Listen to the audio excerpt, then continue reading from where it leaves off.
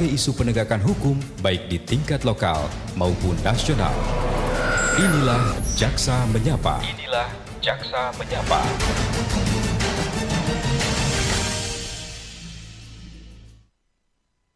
Selamat sore pendengar dan pemirsa RRI Manado, senang sekali saya Priski Labalebu kembali menjumpai Anda masih dalam program Jaksa Menyapa. Edisi Anda mendengarkan hari ini Senin 27 Oktober 2025 dan seperti biasa pendengar Jaksa Menyapa menemani Anda setiap Senin juga Rabu membahas atau memberikan pemahaman terkait dengan hukum hingga pukul 16 nanti. Anda bisa bergabung bersama kami juga di 082195835080 untuk WhatsApp, chat, telepon juga SMS.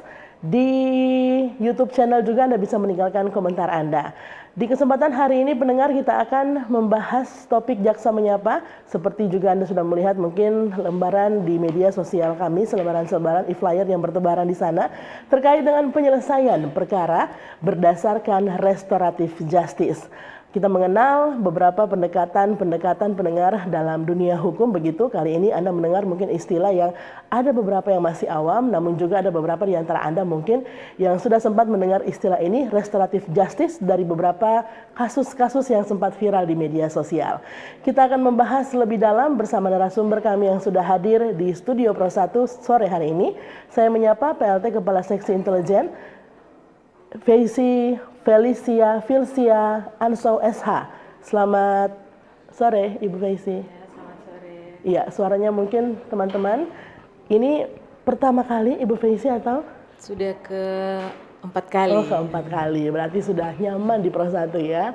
Selanjutnya pendengar pemirsa juga ada calon jaksa pada Kejari Bolang Mongondo Utara, Deborah Keisia Atore SH. Selamat sore Ibu Deborah. Selamat sore Ibu. Oke, baik. Ini sore hari ini kita akan membahas terkait dengan restoratif justice. Sudah banyak memang yang mengetahui istilah ini, namun tidak sedikit juga ibu-ibu yang masih awam dengan istilah ini ya. Mungkin di awal kita akan bertanya terlebih dahulu terkait dengan pemahaman, pengertian dari restoratif justice sendiri. Ibu Feizi, silakan. Ya, terima kasih Bu. Sebenarnya keadilan restoratif ini adalah pendekatan dalam penyelesaian perkara pidana. Tapi ini beda sama hukum konvensional lainnya, karena kalau biasa kan yang kalau kita tahu berfokus pada pembalasan kan. Kalau misalnya restoratif justice itu mengedepankan pemulihan atau keadaan semula. Nah, di mana di restoratif justice itu kita di situ melibatkan beberapa pihak, ada dari pihak korban, ada dari tersangka, dan pokoknya pihak-pihak yang terdampak dari perkara itu ya kita pertemukan di situ untuk menyelesaikan suatu perkara di luar pengadilan. Singkatnya seperti itu. Masyarakat sempat mengenal istilah jalan damai, Ibu Feizi. Apa sama dengan restoratif justice?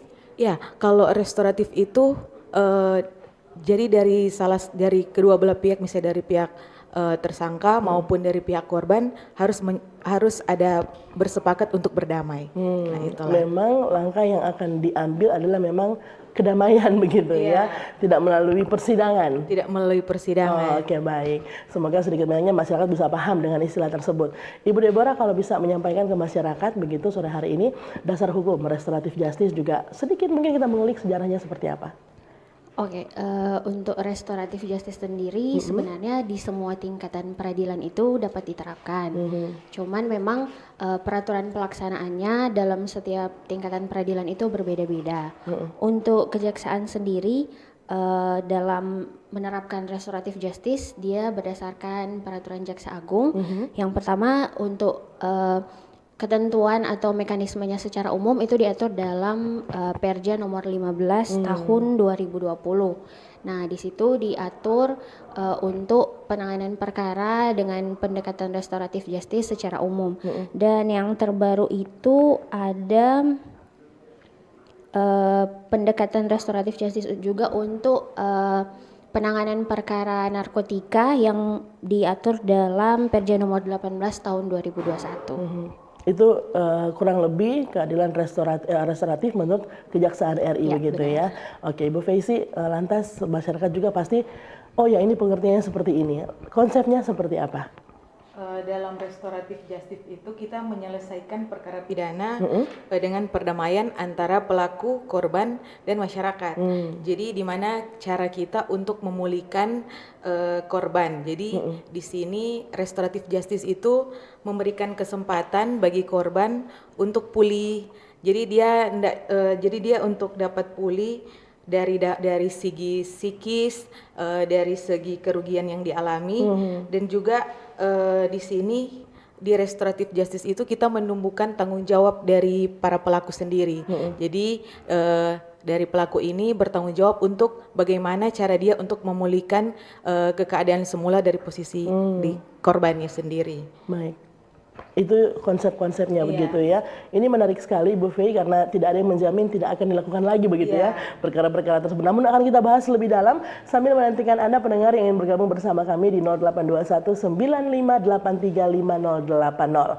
Apa saja mungkin Ibu Fei ini yang menjadi katakanlah kriteria perkara yang bisa menempuh mekanisme restoratif justice?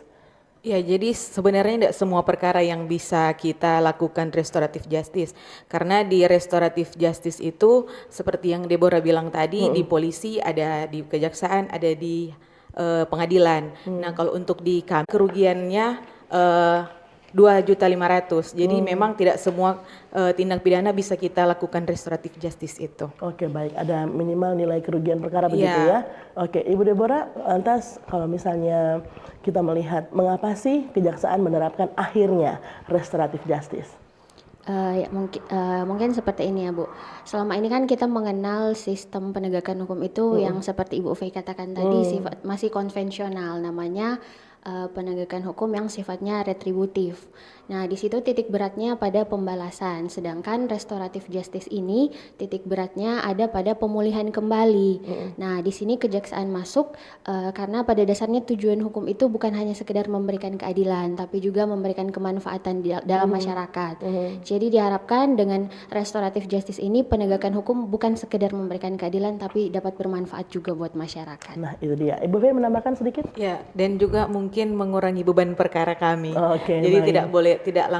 tidak perlu sampai di tahap persidangan, efektif waktu, efektif biaya juga di situ. Baik, karena pada dasarnya untuk pemulihan keadaan begitu ya. 082195835080, pendengar juga pemirsa RRI Manado, Anda bisa bergabung melalui sambungan telepon. Kalau Anda punya contoh perkara atau juga sering melihat seperti apa atau ingin tahu lebih dalam lagi, lebih detail lagi terkait dengan restoratif justice, silakan di sambungan telepon 082195835080. Anda juga bisa meninggalkan komentar Anda di YouTube channel RRI Manado karena kami live di YouTube RRI Manado. Sesaat lagi kita kembali untuk Jaksa Menyapa, tetaplah bersama kami.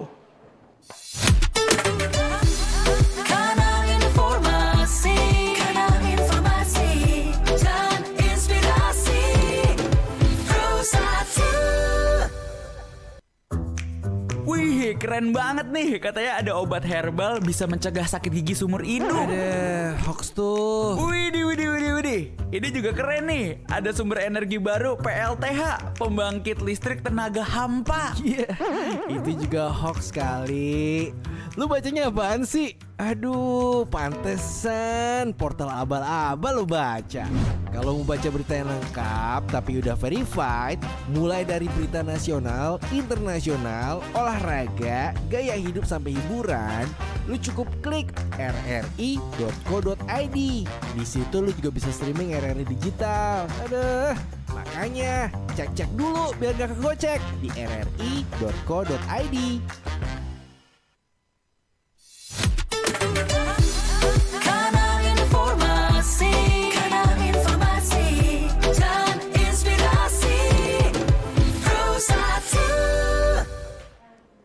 Terima kasih pendengar dan juga pemirsa RRI Manado, Anda masih setia bersama kami untuk Jaksa Menyapa. Anda yang mendengarkan saya menyapa juga, selamat sore dari siaran terestrial kami di FM 94,5 juga 88,2 MHz ataupun bahkan juga yang mendengarkan dari laman audio live streaming rri.co.id ataupun bahkan untuk Anda yang sudah mendengarkan dari aplikasi RRI Digital.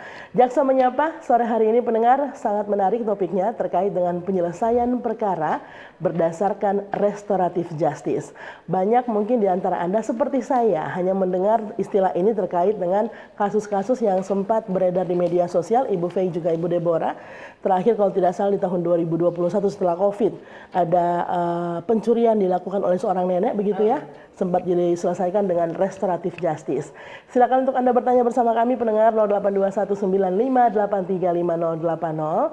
Tentunya banyak hal yang bisa Anda tanyakan terkait dengan keadilan restoratif ini, ataupun bahkan di YouTube channel RRI Manado, tinggalkan komentar Anda di sana. Ibu Fei juga Ibu Deborah. Kalau ini saya ke Ibu Deborah terlebih dahulu dari sisi pelaksanaan di lapangan. Sebenarnya bagaimana peran bidang intelijen mendukung keberhasilan penerapan restoratif justice ini? Untuk fungsi dari masing-masing bidang, sebenarnya untuk restoratif justice ini banyak dilakukan, banyak fungsi dari bidang tindak pidana umum ya. Soalnya yang melekat langsung dengan proses penanganan perkara di kejaksaan sendiri dan melekat dengan RJ ini sendiri bidang tindak pidana umum. Jadi di sini kejaksaan, dalam hal ini jaksanya, bertindak sebagai fasilitator yang menginisiasi pertemuan untuk terciptanya kesepakatan perdamaian untuk proses RJ ini sendiri. Oke, baik. Jadi itu perannya. Ibu Fei menambahkan? Nah, mungkin kalau ini kan calon jaksa di bidang tindak pidana umum. Tadi kalau dari intelijen, dari intelijen, mungkin Fei. dari saya sebagai PLT Kepala Seksi Intelijen, biasa kami di intelijen kalau terkait restoratif justice ini kami memberikan edukasi hukum, misalnya seperti kami kayak hari ini kayak melakukan siaran di RRI, ada juga kami bersama desa, yaitu melalui program Jaga Desa juga kami. Di situ kami menyampaikan juga bagaimana cara mengoptimalkan ini restoratif justice, karena ini kan biasanya melibatkan juga selain pelaku dan pelaku tindak pidana dan korban, juga di sini kita melibatkan juga dari desa. Jadi ada perangkat desa selaku ada tokoh masyarakat. Jadi kita mengajak bagaimana dari desanya untuk sama-sama kita, misalnya kalau ada perkara kita bisa menyelesaikannya lewat RJ, tidak perlu misalnya lanjut ke begitu ya? tahap persidangan. Persidangan. Ya, seperti itu. Oke, baik. Ini kalau misalnya kelebihan dan kekurangannya, Ibu Fei, apa saja sih sebenarnya di lapangan terlebih khususnya? Apakah masyarakat kita sudah katakanlah menerima keadilan restoratif ini atau masih ada sih tantangannya? Ya, sebenarnya kalau dilihat dari sisi masyarakatnya, kalau kita bahas satu Indonesia kan lagi sekarang RJ lagi naik. Jadi kayak kebanyakan sekarang kita lagi banyak-banyaknya menyelesaikan perkara melalui RJ. Tapi kami juga di lapangan, khususnya di Bola Mondo Utara, mungkin masih ada beberapa yang masih ingin menyelesaikan perkara melalui retribusif. Jadi kayak balas dendam lah. Padahal sebenarnya tujuannya RJ ini sebenarnya biar tidak ada dendam lagi ke depan, karena sudah diselesaikan ke keadaan semula seperti itu. Baik, seperti itu ternyata ya. Tantangannya sendiri atau kelebihan kekurangan untuk restoratif justice ini, Ibu Fei, apa saja? Ya, yang seperti saya bilang tadi, ada yang pertama mengurangi beban perkara kami jadi karena kami juga di Kejari Bolmut total sama Pak Kajari cuma 6 jaksa, sementara kami ada perkara pidana umum, pidana khusus, jadi kelebihannya itu sangat membantu kami, jadi bisa mengurangi beban perkara kami dan juga meningkatkan kepuasan korban. Jadi misalnya ada korban pencurian ini, dia mengalami kerugian misalnya 2 juta rupiah. Jadi cuma masuk penjara tapi 2 jutanya enggak balik. Tapi kalau kita ikut lewat pendekatan RJ ini, jadi kita bisa, saya sebagai jaksa fasilitator bisa misalnya korban ini biar dia kembali ke keadaan semula harus seperti apa. Misalnya diganti 2 jutanya. Kalau masuk penjara dia cuma masuk penjara tapi 2 jutanya tidak kembali. Tapi kalau RJ itu bisa kembali ke ke korban sendiri, dan itu pasti ada perdamaian di situ. Jadi kalau ketika dia masuk penjara pasti kenapa kamu cuman 2 juta rupiah saya harus masuk penjara, jadi takutnya ada dendam ke depannya. Makanya kalau RJ pasti kita mengusahakan dari sisi korban terpenuhi, misalnya kembali ke keadaan semula begitu.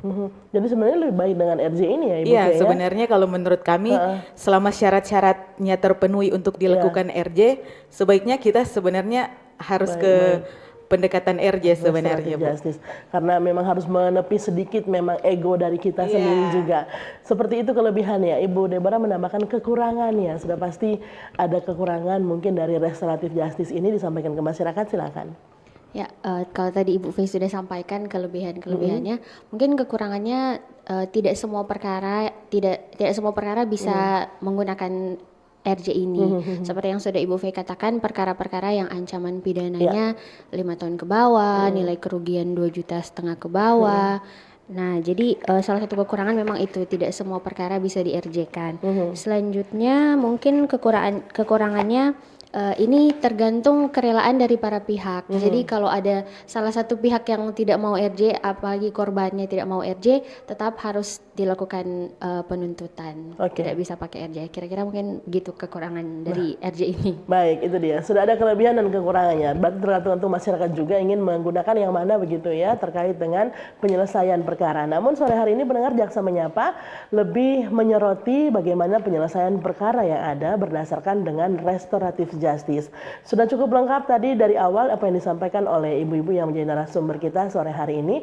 Silakan untuk Anda nanti bisa bergabung bersama kami 082195835080. Kami menunggu untuk Anda yang ingin bertanya, namun terlebih dahulu saya akan membacakan dari Desa Kobo Kecil, Bapak Arif.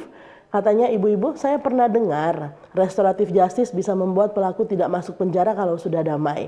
Tapi bagaimana kalau korban merasa tidak puas dengan perdamaian itu? Apakah masih bisa melanjutkan ke perkara jalur hukum lagi? Ibu Fei, silakan. Ya, mungkin saya akan menjawab. Nah, di RJ itu, jadi bukan cuma salah satu pihak yang harus setuju. Jadi misalnya dari pelaku maupun dari korban. Jadi selama korban belum menyetujui, misalnya mereka sudah dipertemukan ini, kita sebagai fasilitator mengadakan musyawarah antara dari pihak korban sendiri dan dari pihak pelaku. Tapi ketika dari pihak korban itu tidak menyetujui, misalnya saya harus tetap mau lanjut ke penuntutan, tetap harus disidang. Itu yang menjadi kekurangan RJ. Jadi kalau salah satu pihak tidak menerima akan dilakukan RJ ini, tetap kita harus melimpahkan berkasnya. Jadi harus ada melalui penuntutan kembali. Jadi kita proses sidang kembali. Repot lagi. Iya. Ibu kurang lebih ya. Ibu Deborah kali ini, Ibu Jaksa, kadang masyarakat dari Robi katanya ya. Kadang masyarakat takut lapor karena khawatir nanti disalahkan atau malah ribet urusannya, Ibu Deborah. Kalau ada kejadian kecil seperti pencurian ayam atau perusakan ringan, apakah restoratif justice juga bisa jadi jalan supaya semua pihak sama-sama enak tanpa takut proses hukum berat? Ya, tentu saja restoratif justice ini merupakan alternatif yang menguntungkan ya untuk kasus-kasus yang memenuhi syarat seperti tadi pencurian biasa atau pengerusakan itu pengerusakan ringan itu bisa dilakukan RJ. Jadi kalau memang merasa dirugikan tidak apa-apa membuat laporan. Nanti bisa dicarikan win-win solutionnya melalui RJ ini. Oh, seperti itu ya. Semoga cukup puas dengan apa yang sudah disampaikan. Kami menantikan untuk Anda di sambungan telepon karena terkadang banyak juga pendengar juga pemirsa RRI Manado yang ingin bertanya langsung di sambungan telepon. Kita jeda sejenak. Kami akan kembali masih di Jaksa Menyapa.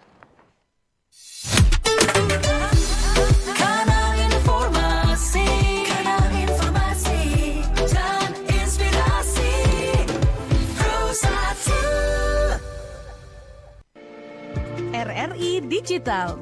Nikmati kemudahan interaksi, partisipasi, dan kolaborasi dengan RRI Digital. Interaksi, dengar dan saksikan siaran langsung kami, daftarkan akun kamu, dan mulailah berinteraksi di setiap program dan konten kami. Partisipasi, kreasikan konten kamu dengan berita, podcast, vlog, film, musik, dan playlist. Kolaborasi, kami mengajak berbagai komunitas untuk berkembang bersama melalui digital platform.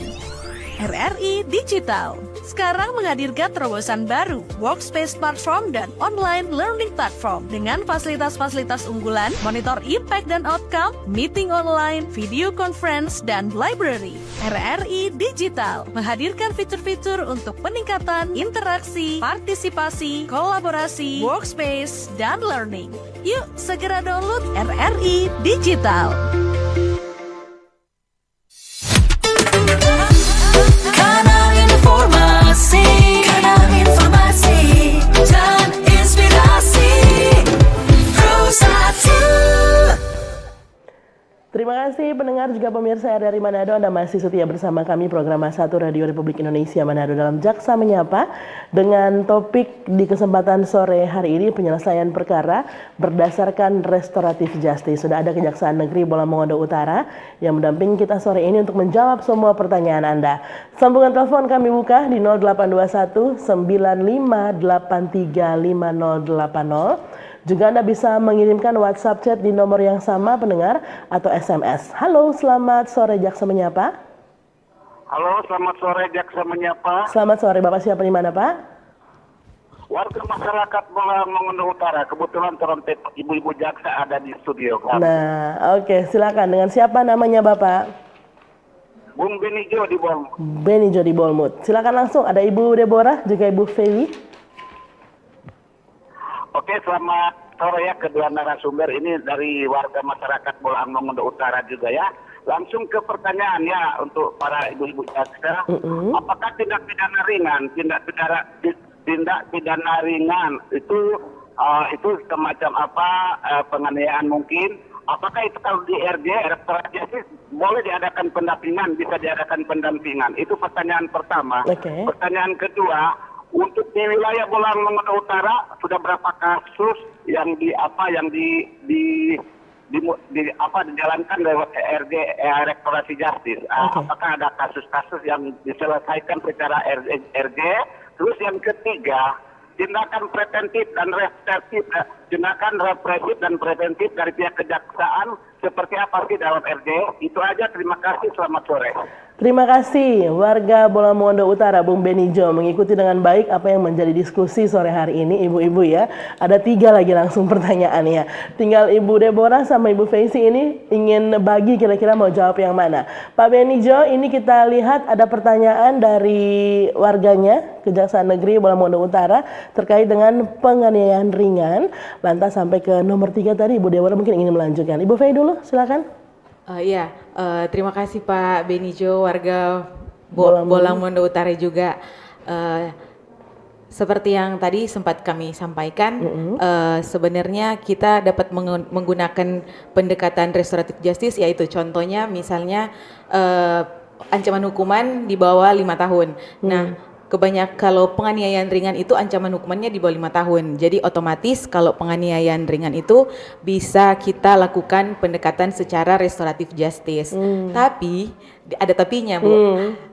Seperti yang menjadi tantangan yang Ibu Deborah sampaikan tadi, itu bisa saja kita lakukan restoratif justice. Tapi ketika misalnya korban misalnya tidak mau kita lanjut kita lewat jalur RJ, tetap kita harus balik lagi ke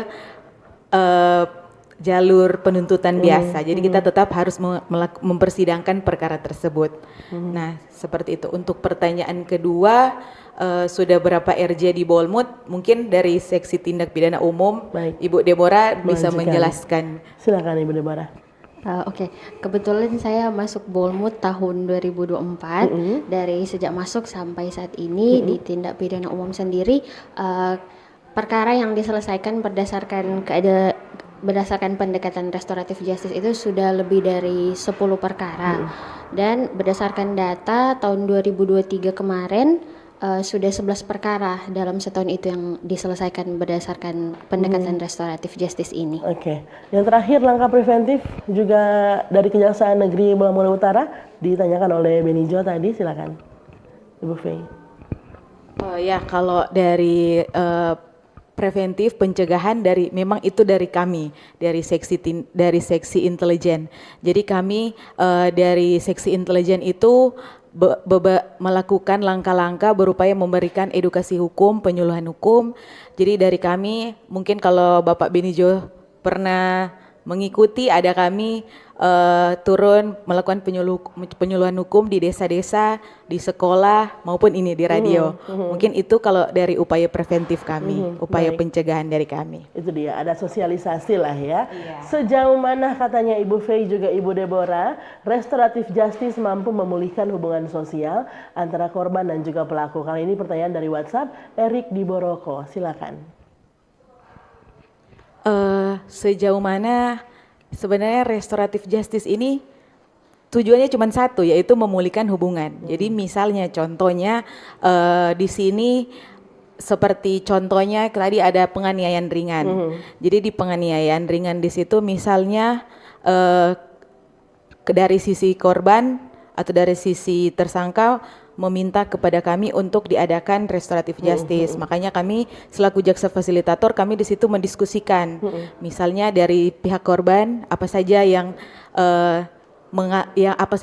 yang menjadi kerugian dia. Misalnya dia ada biaya pengobatan atau ada apalah yang menjadi kerugian dia. Jadi kita bahas ke tersangka, apakah tersangka bisa mengganti seluruh misalnya dari sisi pengobatannya dia bisa diselesaikan di situ dan korban merasa puas. Nah itu yang menjadi mengembalikan ke posisi semula. Ibu V, gimana kalau misalnya korban dan pelaku sudah berdamai nih, sudah mendapat kesepakatan, namun masyarakat sekitar tidak setuju karena dengan anggapan pelaku ini sering berbuat onar dan tidak ingin kejadian terulang kembali, ingin dia mendapatkan hukuman secara pidana begitu. Kira-kira seperti apa? Apakah Kejaksaan Negeri Bournemouth masih bisa mengesahkan restoratif justice? Ya, ini ada sedikit kelupaan. Salah satu syarat juga di RJ ini masyarakat harus respon positif. Baik. Jadi di sini juga masyarakat kita libatkan. Jadi sebenarnya di RJ itu selain korban dan tersangka, di situ juga kita melibatkan tokoh masyarakat, tokoh agama, dan pemerintah setempat. Jadi biasa ada diwakili oleh Sangadi. Jadi di situ selama tidak cuma korban dan tersangkanya setuju, ketika ada masyarakat yang tidak merespon akan terjadinya RJ ini, pasti itu IRJ-nya tidak bisa kita lanjutkan. Tidak bisa disahkan ya, berarti tidak bisa RJ disahkan. ini. Oke. Ya, sepakat ya. Ya. Kita dapat jawaban yang pasti. 082195835080. Halo, selamat sore. Jaksa menyapa. Halo. Halo, selamat sore. Dengan siapa di mana, Pak? Ya, terputus, dicoba kembali. Untuk Anda tadi yang mencoba untuk terhubung melalui sambungan telepon, memang ini menarik sekali karena banyak sekali kasus-kasus yang terjadi di masyarakat dan banyak juga pendapat-pendapat dari masyarakat sendiri ya terkait dengan restoratif justice ini. 082195835080. Halo, selamat sore. Jaksa menyapa. Halo. Silakan Anda coba kembali pendengar di nomor telepon yang sama 082195835080. WhatsApp juga SMS di nomor yang sama. Jangan lupa tinggalkan komentar Anda juga, nanti akan saya cek di YouTube channel RRI Manado untuk tayangan live streaming sore hari ini. Ibu Deborah juga Ibu Faye, mungkin Ibu Deborah sendiri bisa memberikan sedikit contoh begitu masalah dan kegiatan RJ ini, mekanismenya seperti apa? Dimulai dari mungkin penetapan masalahnya atau perkaranya sampai ke penyelesaian RJ. Silakan. Mungkin saya mulai dari mekanismenya dulu ya. Seperti penanganan perkara pada umumnya di kejaksaan. Jadi ketika berkas perkara yang masuk dari penyidik, dalam hal ini polisi, jaksanya meneliti berkas perkara dulu. Kalau jaksanya merasa bahwa berkas perkara ini sudah lengkap, sudah sesuai dengan ketentuan perundangan yang berlaku, maka dikeluarkan pemberitahuan kepada penyidik bahwa berkas perkara ini sudah lengkap dan perlu diserahkan tersangka dan barang buktinya untuk diproses lebih lanjut oleh jaksanya. Namanya P21 dan tahap 2 untuk penyerahannya. Nah, ketika dari proses tahap 2 ini mekanismenya dari mulai tahap 2, jaksa itu punya waktu 14 hari untuk mengajukan RJ ke Kejati. Dan dalam tahap waktu 14 hari itu juga jaksa harus sudah menginisiasi perdamaian antara keduanya. Jadi dipanggil pihak korban, pihak tersangka dan keluarga dari tersangka korban, dan seperti Ibu V katakan juga tadi, pihak pemerintah atau tokoh agama juga harus hadir sebagai perwakilan lah dari masyarakat sekitar. Apakah setuju atau tidak, kita lihat responnya masyarakat sekitar bagaimana. Setelah kesepakatan perdamaian terjadi, biasanya kesepakatan perdamaian ini terjadi tanpa atau dengan syarat, tergantung perkaranya dan tergantung pihaknya juga. Kemudian setelah kesepakatan perdamaian jadi, kedua belah pihak sudah berdamai, maka dilanjutkan dengan ekspos perkara secara berjenjang. Pertama, eksposnya dari Kejari, eksposkan ke Kejati. Kalau Kejati sudah setujui, baru dari Kejati kita eksposkan lagi ke Kejagung untuk mendapat persetujuan. Nah, tapi untuk beberapa Kejati ada yang sudah melaksanakan RJ mandiri. Salah satunya Kejati Sulut. Jadi kita ekspos perkaranya tinggal dari Kejari ke Kejati. Nah, di Kejati baru diputuskan apakah RJ ini disetujui atau tidak. Baik. Nah, setelah RJ-nya disetujui, maka dari Kejati itu mengeluarkan RJ 34. RJ 34 ini baru Kejari mengeluarkan RJ 35. Intinya itu terkait penghentian penuntutan. Nah, tidak sampai situ, ketika sudah ada surat untuk penghentian penuntutan itu, ketetapan penuntutan, si tersangka ini akan melakukan kerja sosial. Seperti yang sudah Ibu Fei sampaikan tadi, bahwa dalam RJ ini kita mau lihat tanggung jawab dari pelaku atau tersangka yang melakukan tindak pidana. Jadi biasanya sebelum dihentikan penuntutan, maka diberikan sanksi lah, sanksi kerja sosial. Kerja sosial ini dilakukan oleh tersangka ini di masyarakat sendiri, di sekitar area rumahnya, dan berdasarkan keahliannya juga. Jadi misalkan dia ada keahlian dalam bidang pertukangan, maka dia membantu memperbaiki mungkin rumah ibadah atau kantor desa, seperti itu kira-kira. Pemulihan bukan hanya pada korban, tapi pelaku juga berarti ya. Oke, benar. Ibu Deborah, dengan adanya banyak sekali kasus-kasus yang lebih penting mungkin, jaksa ini ternyata wujud nyatanya hadir seperti ini. Masih sempat untuk menjadi fasilitator ternyata untuk masyarakat. 082195835080. Halo, selamat sore, jaksa menyapa. Ya, halo, selamat sore. Dengan Bapak siapa di mana, Pak? Dengan Cliff dari Motoling misal ini. Langsung silakan, Pak Cliff. Oke, selamat sore untuk kedua Ibu Jaksa Kejari apa Kang? Bolmut. Begini, ini RJ kan, Restorasi Justice. Iya. Apakah itu penyelesaian perkara itu, contoh korban dan pelaku kan, itu kan di bawah 2,5 juta. Apakah itu harus dibayar terlebih dulu, baru ada RJ, atau seperti apa kesepakatannya itu? Bagaimana? Contoh, dia belum punya uang, tapi dia cuma bilang, oh nanti saya bayar. Tapi tunggu-tunggu nggak bayar. Kira-kira RJ itu berlaku tuh seperti apa itu, Ibu? Tolong jelaskan. Terima kasih. Terima kasih. Selamat sore, Pak Cliff yang ada di Motoling. Ini apa yang disampaikan oleh Pak Cliff, apakah penggantian ganti rugi tadi masuk sesudah atau sebelum restoratif justice, atau proses penggantian tersebut ada di dalam proses RJ sendiri? Ibu Fei, silakan. Iya, jadi kalau kita bersepakat untuk melakukan RJ, pertama kali kita belum dia bayar aja, kita langsung misalnya musyawarah dulu. Jadi kita misalnya ada kerugian 2,5 juta, baru kita sampaikan, misalnya kalau korban ada kerugian 2,5 juta. Jadi kita sampaikan ke pelaku, ini dari korban ada kerugian 2,5 juta. Apakah bisa di ini? Kalau dari pelaku menyanggupi tapi meminta waktu, kami ada waktu. Jadi di RJ itu ada batas waktu kalau tidak salah 14 hari. Jadi ketika di waktu itu sudah lewat dan tidak bisa mengganti kerugian tersebut, otomatis kami lanjut. Berarti kan kesepakatan tidak terpenuhi dan pemulihan dari korban tidak terpenuhi. Berarti kami langsung lanjut ke proses persidangan, ke tahap penuntutan. Oke, seperti itu Pak Cliff yang ada di Motoling ya. Semoga cukup puas dengan jawabannya. Kita ke WhatsApp chat ibu-ibu. Ada Nando di Maelang. Bagaimana jika korban meminta ganti rugi dengan beberapa kali lipat dari total kerugian? Bagaimana dapat mencapai RJ jika pelaku tidak mampu memenuhi tuntutan korban? Masih agak bersinggungan dengan pertanyaan tadi, Bu Deborah. Silakan. Ya, bagaimana jika korban meminta ganti rugi berkali lipat? Jadi inilah fungsi pengawasan dari fasilitatornya ya. Jadi kalau di Kejaksaan Negeri Bolang Mongondo Utara sendiri, ketika ada RJ dengan syarat, biasanya kalau ada ganti kerugian kami sebutnya RJ dengan syarat.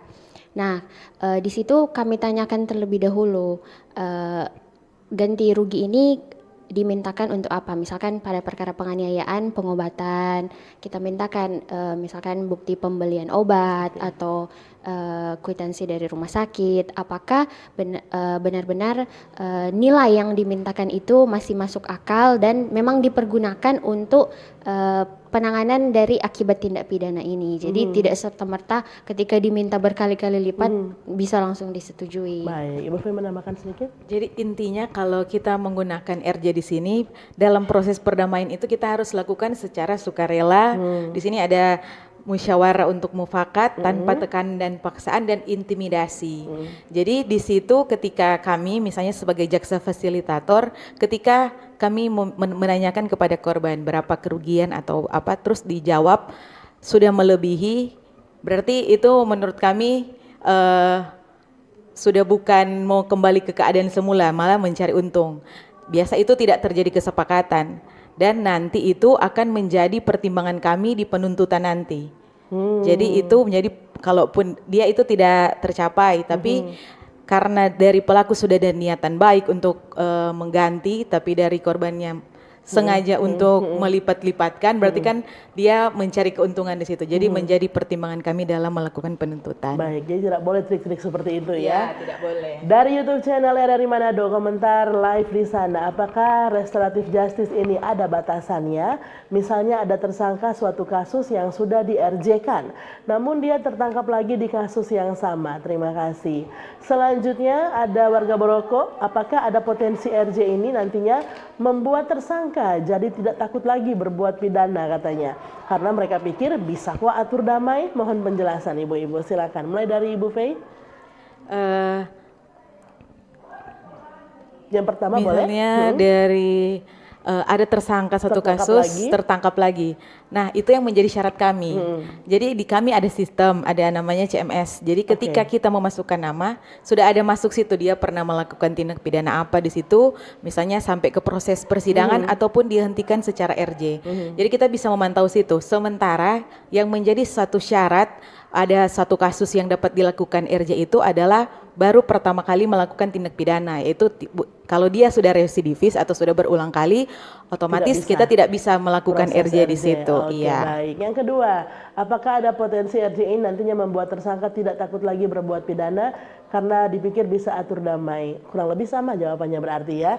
Jadi tidak akan ada kemungkinan itu karena salah satu syaratnya adalah pertama kali melakukan. Oke, baik. Silakan pendengar juga pemirsa RRI Manado, masih terkait dengan penyelesaian perkara berdasarkan restoratif justice. Menarik sekali, banyak sekali pengetahuan yang kita dapatkan sore hari ini terkait dengan restoratif justice. Anda yang memiliki contoh kasus, pertanyaan dengan topik yang sama, langsung saja di WhatsApp, SMS, dan telepon 082195835080. Anda juga bisa mengirimkan komentar di YouTube channel RRI Manado sembari menyaksikan, menonton kami secara live di YouTube RRI Manado. Ibu Deborah juga Ibu Fei tadi sempat disinggung oleh Pak Benijo yang ada di Bournemouth, bertanya terkait dengan berapa kasus. Dan tadi sudah dijawab dari tahun ke tahun seperti apa. Namun mungkin saya ingin bertanya terkait dengan contoh kasusnya. Apa saja yang pernah terjadi? Karena mohon maaf kalau saya sering melihat beberapa kasus yang viral di media sosial terkait dengan pelaku dengan alasan lapar, mencuri, dan biasanya penyelesaiannya diselesaikan secara restoratif justice. Nah, kalau di Bournemouth sendiri, kasus-kasus tersebut mungkin bisa di-share tanpa tentunya menyampaikan identitas korban dan pelaku begitu. Ibu Deborah, silakan. Ya, di Pulau Mongondo Utara sendiri memang kasus-kasus yang di-RJ-kan itu biasanya penganiayaan ringan, kemudian pencurian yang nilai kerugiannya tidak melebihi syarat RJ tersebut, dan pengerusakan. Nah, kebanyakan pencurian memang alasannya karena faktor ekonomi. Jadi seperti yang Ibu Fei sudah katakan juga tadi bahwa untuk RJ baru pertama kali melakukan tindak pidana. Jadi yang sudah berkali-kali atau residivis tidak bisa. Untuk pencurian ringan, kemarin ada kasus pencurian. Akan tetapi sayangnya nilai kerugiannya melebihi syarat RJ itu. Nilai kerugiannya sudah lebih dari 2,5 juta. Jadi tidak bisa di-RJ-kan. Padahal memang si korban juga sebenarnya kasihan karena tersangka ini mencuri karena faktor ekonomi. Baru contoh kasus juga yang terbaru ada pengerusakan. Biasanya kasus-kasus seperti ini ada akar permasalahannya lagi. Nah, untuk kasus pengerusakan ini sebenarnya mereka bersaudara, sepupuan. Jadi akar permasalahannya itu dari permasalahan tanah. Jadi Tersangka ini kakaknya menjual tanah kepada si korban, akan tetapi si tersangka tidak tahu, tidak diberitahu. Akhirnya tersangka yang marah kemudian melakukan pengerusakan di tempat usahanya dari tersangka ini, Sengketa dari tanah. korban ini. Ya. Berarti nilainya di atas syarat restoratif justice tadi ya, dua-duanya kasusnya. Iya, tapi nilai kerugiannya itu dihitung berdasarkan akibat yang ditimbulkan. Baik. Dan kedua belah pihak memang setuju dan sudah ada penggantian dari apa yang rusak di tempat usaha dari si korban ini, maka dilakukanlah restoratif justice. Ini contoh kasus yang berhasil di RJ kan. Ya. Kalau yang tidak berhasil ada, Ibu? Yang tidak berhasil mungkin yang perkara penganiayaan pernah juga. Ibu Fei menambahkan sedikit? Yang tidak berhasil. Biasa kalau seperti yang kita bilang tadi, yang masuk juga pertanyaan kenapa tidak berhasil, karena waktu itu saya sempat yang menjadi fasilitatornya, tapi dia penganiayaan ringan, cuman ada memar, tapi mintanya sudah berkali-kali lipat. Makanya tapi kami sempat diskusi lagi kayak harusnya coba kita minta ini, yang penting kan kembali lagi ke kerugiannya. Misalnya biaya pengobatannya kan bisa digantikan, tapi benar-benar tidak mau. Makanya dari korban pun tidak mau. Ya sudah, dia bilang tidak apa-apa kalau tidak bisa diganti, penjarakan saja. Itu biasa. Baik. Akhirnya menempuh jalur pengadilan. Penuntutan, jadi tetap sidang seperti biasa. Memang apa yang menjadi alasan biasanya Ibu kalau untuk penganiayaan ringan seperti itu, selain pengobatan sampai dia meminta lebih dari yang seharusnya, apakah mental kah yang dibawa-bawa atau seperti apa biasanya? Nah, itu juga kami kurang tahu, tapi kalau sepengalaman saya kemungkinan dia masih berpikir lebih baik masukkan ke penjara. Dia lebih dendam. Makanya itulah kami mengadakan edukasi sosialisasi kalau menempuh jalur RJ sebenarnya lebih enak di kami dan juga menguntungkan untuk korban sebenarnya. Oke, baik. Itu dia pendengar 082195835080. Jika ada masih sambungan telepon, Anda bisa mencoba untuk dial ke 082195835080. Saya juga akan membacakan sembari menantikan Anda yang ingin bergabung melalui sambungan telepon yang sudah masuk di WhatsApp chat. Apakah restoratif justice dapat diterapkan pada perkara yang melibatkan anak sebagai pelaku? Alex di Amurang. Ini mungkin ada sedikit berhubungan dengan Ibu Nurul. Saya pernah dengar katanya kalau restoratif justice dilakukan untuk kasus kecil. Bagaimana kalau pelakunya anak di bawah umur? Apakah prosesnya sama seperti orang dewasa atau ada perlakuan khusus? Ibu Fei silakan. Nah, untuk sebagai di sini kalau ada pelaku anak, kita tidak menggunakan, kita ada undang-undang sendiri itu namanya sistem peradilan pidana anak. Nah, di situ juga sebenarnya kalau untuk istilah RJ definisi sama saja, tetap kembali ke keadaan semula. Tapi kalau misalnya di anak itu biasa kita menggunakan diversi. Tapi prosesnya sama saja sebenarnya. Cuman kalau kita ada anak di situ, kita ada juga dari Bapas, ada dari PEX pekerja sosial. Jadi agak lebih banyak kita menggunakan, ada pendamping karena anak kan belum dewasa. Jadi kita butuh pendamping. Sementara kalau kalau sudah dewasa tidak perlu ada Bapas, tidak perlu ada Peksos. Itulah perbedaannya dari dasarnya itu kalau di undang-undang di anak kita menggunakan sistem peradilan pidana anak. Berbeda berarti dasar hukumnya. Ibu Deborah, untuk kasus anak sendiri pernah ada di Bournemouth dalam waktu dekat ini? Untuk kasus anak sih yang pelakunya anak akhir ini belum pernah ada, tapi yang korbannya anak pernah ada dan berhasil RJ-nya. Berhasil RJ-nya, oke.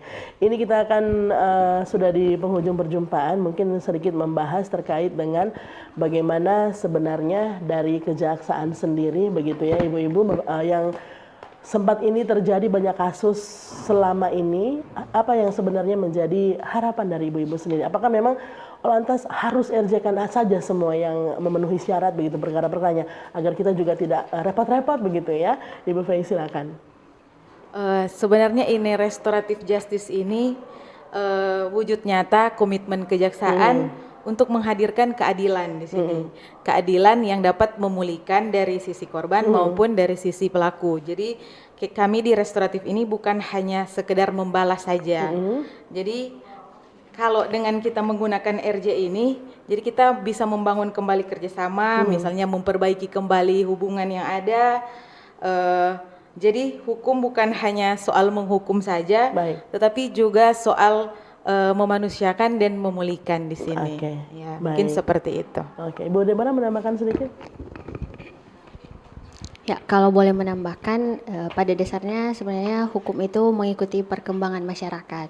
Jadi sebenarnya hukum harus bisa memenuhi kebutuhan dan menjawab keresahan masyarakat. Nah, melalui restoratif justice ini diharapkan bisa memberikan alternatif baru yang seperti dikatakan di awal tadi, bukan hanya memberikan keadilan, tetapi juga dapat memberikan kemanfaatan buat masyarakat itu sendiri.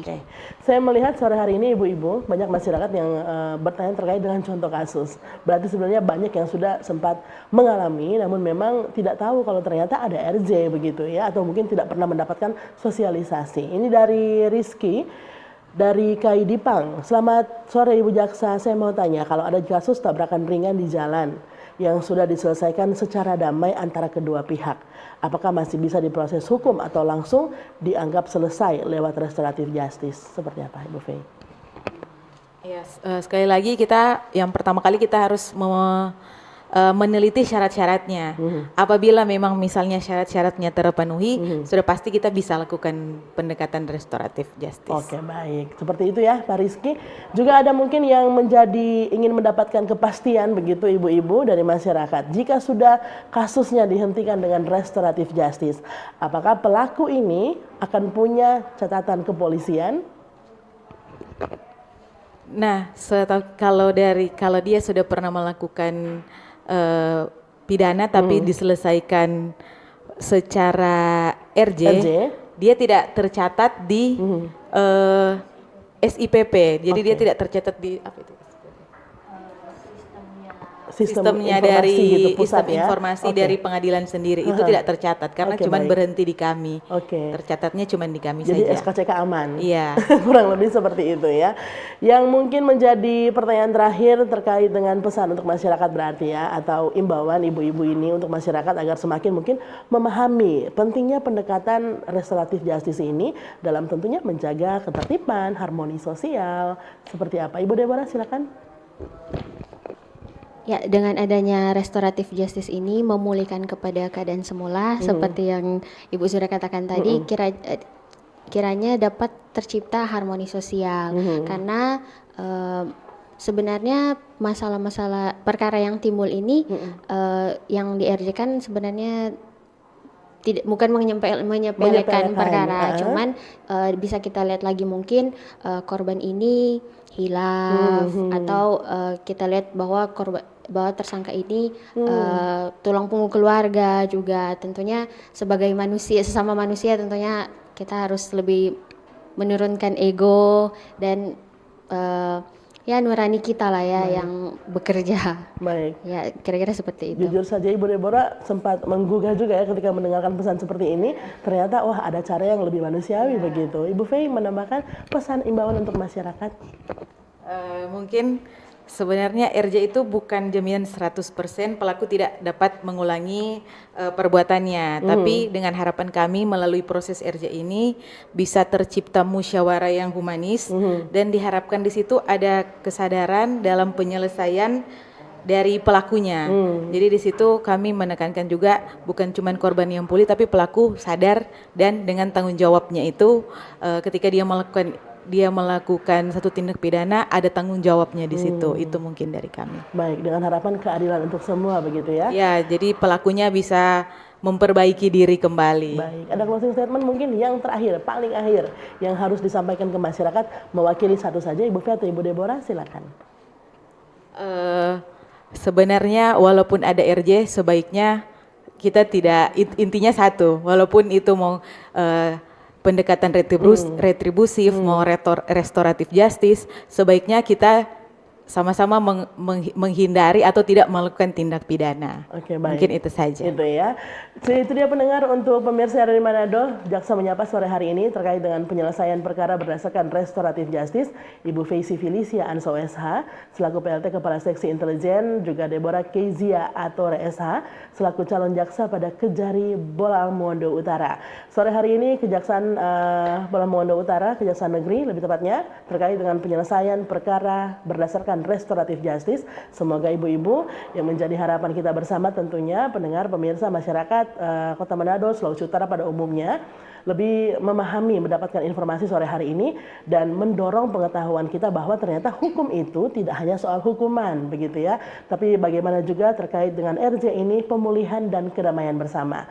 Itu dia untuk Jaksa Menyapa edisi Anda mendengarkan hari ini Senin 27 Oktober 2025. Terima kasih sudah hadir para narasumber di Studio Pro 1. Kita berjumpa lagi di Jaksa Menyapa edisi selanjutnya. Saya Priscila Balebu. Selamat sore. Terima kasih Anda telah mengikuti dialog interaktif Jaksa Menyapa. Partisipasi Anda membantu meningkatkan dukungan dan kepercayaan publik terhadap institusi penegak hukum.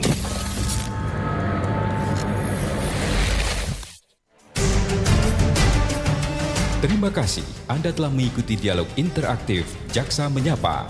Partisipasi Anda membantu meningkatkan dukungan dan kepercayaan publik terhadap institusi penegak hukum.